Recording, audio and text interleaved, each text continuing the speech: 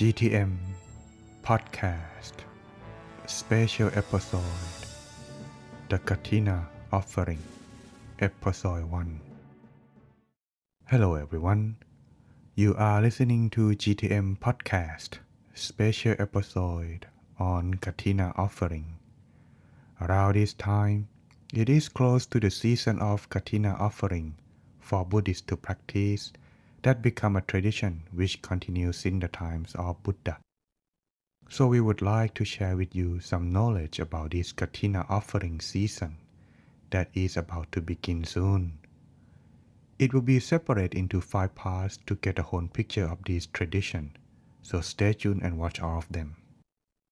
Before we start, please subscribe, like and share our Great Teaching Monk channel to support and help us continue the program, available on YouTube, Spotify, and Apple Podcast.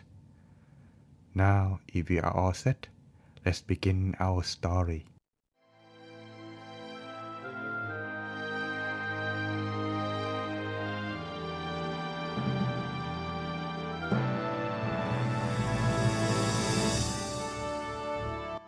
Kathina is a yearly, month-long Buddhist festival begin after the full moon of the 11th month, following the end of Vassa or the rains retreat.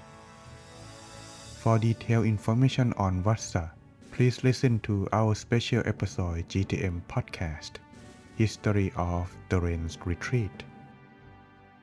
A Kathina ceremony includes a large midday meal for the monks, after which devotees pray, pay respect, and present offerings of gratitude to the monastic community. Lay persons earn tremendous merit by donating robes, arms, food, sundries, or other items needed by the temple. At this time, the donations are also welcome. The occasion of Kathina may also be called the season for changing into a new robe.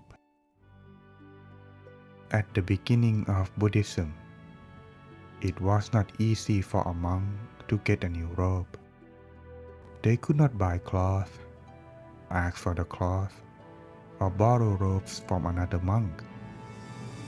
A robe had to be made of pure cloth, meaning cloth that no one else wanted.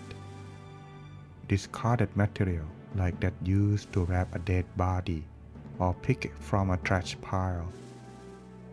The cloth was boiled and dyed with roots, trees, leaves, flowers, bark, or fruits that would give the material a dull yellow or red-yellow hue, hence the name saffron robe. The colors of indigo blue, yellow, red, pink, and black are forbidden. After being colored, the monk cut the cloth vertically into 5 large pieces called mandala and several small pieces called adda mandala. Using a sturdy embroidered frame called the kathina, a monk would stretch and stitch the cloth piece together to make a robe. This process was time-consuming and difficult, a parallel to the commitment and devotion of monastic life. The robe's design came from the Lord Buddha, who ordered his attendant, Venerable Ananda, fashion it to look like rice paddies. Because cloth was precious and rare, a robe made from discarded cloth would not attract thieves, and own patched fabric was not desirable to anyone. Later, when it became difficult for the monks to find cloth, the Lord Buddha announced that for a period of 1 month after the rains retreat, monks could accept new robes from lay devotees. A monk considered a new robe before using it. He reflected upon its purpose and use before wearing. Once this ritual was completed, the monk wore the robe, taking exceptional care of it because it was considered a symbol of enlightenment.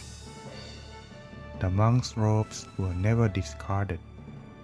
They were used for other purposes, and the offering of robes earned the donor great merit. Once the monks received a new robe, the old robe was used for lining the ceiling. The old ceiling liner was used as a bed sheet.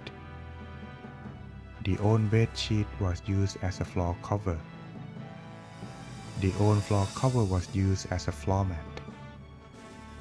The old floor mat was used as a dust cloth. The old dust cloth was pounded and mixed with clay to coat the wall of the monk's cell. After receiving a new robe, the monks has permission: 1. To travel to a quiet and peaceful place for the purpose of practicing meditation without having to ask for permission. 2. To travel without the complete set of robes. 3. To dine with other monks at the same table or in a group. 4. To accept additional offerings. 5. To keep extra robes for the monk's own use without having to make them available to other monks. As for the historical background origin story of Kathina is as follows. The story begins when our Lord Buddha was staying at the Jetavana temple in Savatthi. 30 monks were traveling to see the Lord Buddha when the rains retreat began and required them to stop where they were. The monks were disappointed that they were less way 65 miles from the Lord Buddha, but could not go and see him.